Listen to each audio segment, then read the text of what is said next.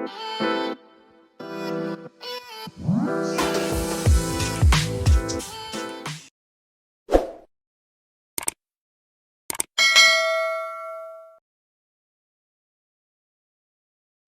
everyone.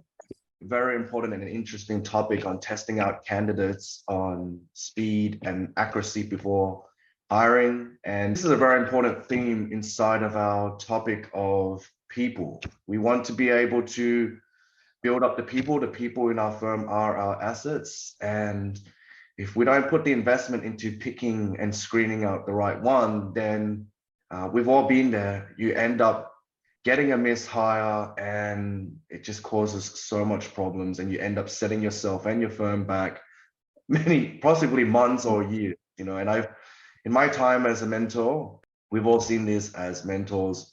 Firms who aren't able to put in the proper processes to screen out hires and manage them just never seem to be able to move forward. Doesn't matter how good at sales they are. So to get us started, now, just to introduce the topic on testing out a candidate on speed and accuracy before hiring. So often we're going into an interview, we're looking at resumes and we're looking to hire some sort of accountant or bookkeeper role. And the person on the other side of the desk or the screen seems very likable. They seem to be saying all the right things to you. They tell you they have this many years of experience. They're doing a pretty good job selling to you that they're able to tick all your boxes. And during an interview session, it's really easy to get even an emotional attachment to the person that you're talking to. You end up also hoping that this person really is the right person that you've been looking for, because you've been desperately putting out your job ad. You haven't heard from people in months or weeks, and you're just hoping for a solution. So really often when we follow our gut and follow our emotions, we open ourselves up to a lot of risk. We end up finding out months into their probation, and often from what we've seen, months after their probation, that this person is not who they say they were.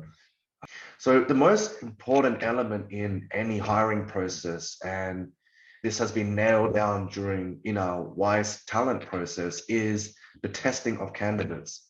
You need to be able to test your candidates to objectively know if they can do the things that they say they can do. So being able to test them on practical things that actually happen within your office. So if we're a tax accounting firm, there's no point giving them some sort of test that asks them on what happens between transfer pricing situation between Vodafone and Siemens or something. That's never going to happen to us. You want to be able to ask them practical things, such as, okay, if you get this bank transaction, what would you code it to? Or you've just been given a rental statement from your real estate agent, and now we have to gross it up in our accounting system to finish off their financial accounts.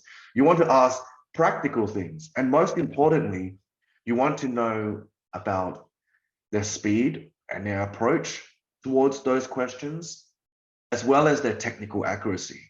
And when you're looking between 5 or 6 potential shortlisted candidates, and they all seem friendly and they all have said the right things, what it should come down to is being able to look at their test scores and seeing who scored the highest and who has completed those tests quicker than the others. That should be a good indication of how they're going to perform on the job, okay? And at least you approached hiring in an empirical way, in a methodical way.